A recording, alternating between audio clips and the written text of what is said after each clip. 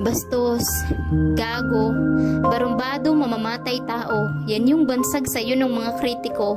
Hindi naman kasi ikaw yung uri ng pangulo na aming nakasanayan, sapagkat ang mga kilala naming mga lider ay formal at desente kung humarap sa mamamayan, subalit sadyang salungat ang iyong katangian.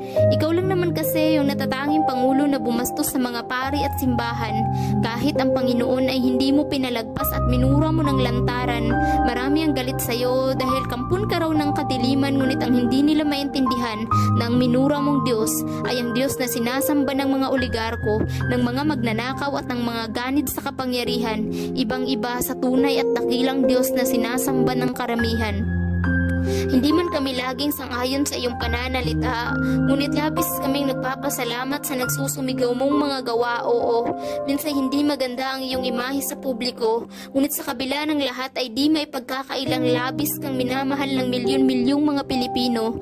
Ikaw lang naman kasi yung bastos na nagmulat sa aming mga mata, ang naglantad ng mga kasinungalingan at pang-aabuso ng media, ang sinasabi nilang gago pero siya rin pumuksa sa mga iligal na droga, ang naglinis at tumapos ng problema hinggil sa tanimbala, ang barumbado na nagpahina sa puwersa ng mga terorista, ang patulog-tulog lang daw pero maraming naipatayong infrastruktura, at ang sinasabi nilang tamad na presidente pero kay raming nagawa sa gitna ng pandemya.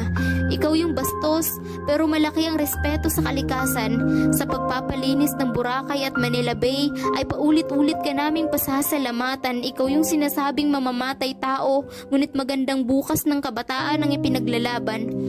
Marami man ang galit dahil wala ka raw pakialam sa karapatang pantao. Oo, karapatan ng mga kriminal na napapatay ng mga pulis at sundalo dahil para sa'yo, mas mahalaga ang buhay ng bawat inosenteng Pilipino. Kapag may napapatay ng mga kriminal at terorista sa bakbakan, ang iyong mga kritiko ay nagsisilabasan, gumagawa ng ingay sa social media at nagpoprotesta sa mga daan. Pero kay sakit sa pakiramdam, natikom ang kanilang mga bibig kapag ang napapatay ay ang mga pulis at kasundaluhan. Ikaw lang yung leader na may pakialam, ang pangulo na nagpakita ng pagmamahal sa mga sundalo at mga kapulisan, ang nagbigay ng malasakit sa mga Pilipinong ng ibang bayan, ang presidente na tumugon sa hinagpis ng mga magulang, ang nagbigay daan sa pagsuko ng libu-libong mga terorista, at ang nagsilbing tulay sa pagbabagong buhay ng mga kabataang nalulung sa iligal na droga. Hindi sapat ang ilang taon mong panunungkulan, itinaas mo ang pamantayan ng isang lider na dapat ay humahawak sa pinakamataas na kapangyarihan.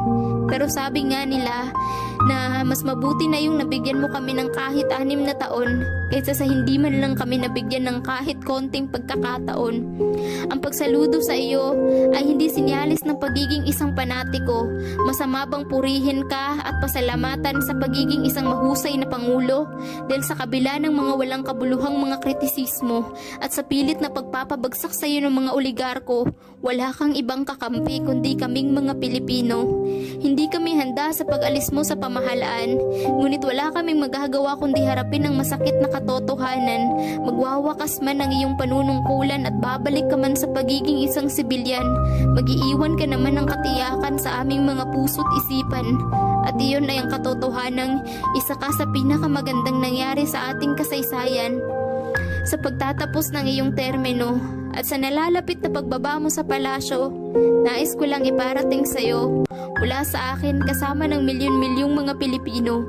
Maraming salamat po, mahal naming Pangulo.